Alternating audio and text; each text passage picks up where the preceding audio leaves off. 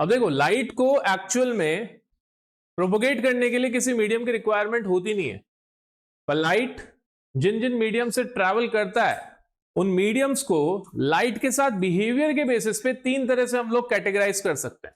पहले ऐसे मीडियम जिनमें से लाइट पूरी तरह से पास हो जाए, वो कहलाते हैं transparent mediums, the mediums which allow light to propagate through them 100% entirely.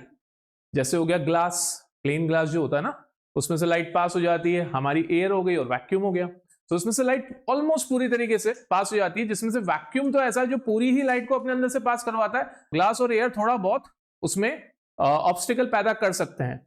Second होते हैं ऐसे मीडियम जिसमें से लाइट पार्शियली पास हो, those are called translucent medium. Translucent medium जैसे स्मोक हो गया, या फिर टिंटेड ग्लास हो गया, शेडेड ग्लास जिसको हम बोलते हैं, गॉगल्स में भी यूज होता है, जिसमें से लाइट पार्शियली पास होती है। और लास्ट थर्ड होते हैं ऐसे मीडियम जिसमें से लाइट बिल्कुल भी पास ना हो, those are called opaque mediums.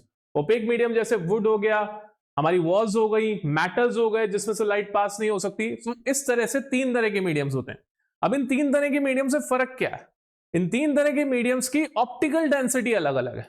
Optical density term से मतलब होता है कि लाइट के रेस्पेक्ट में ये कितना डेंस है।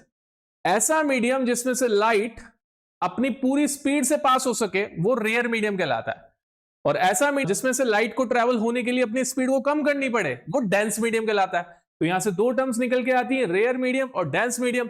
Rare medium is a medium through which light can propagate easily, but denser medium are those medium through which light has to reduce its speed to propagate through it. आसान सी बात है।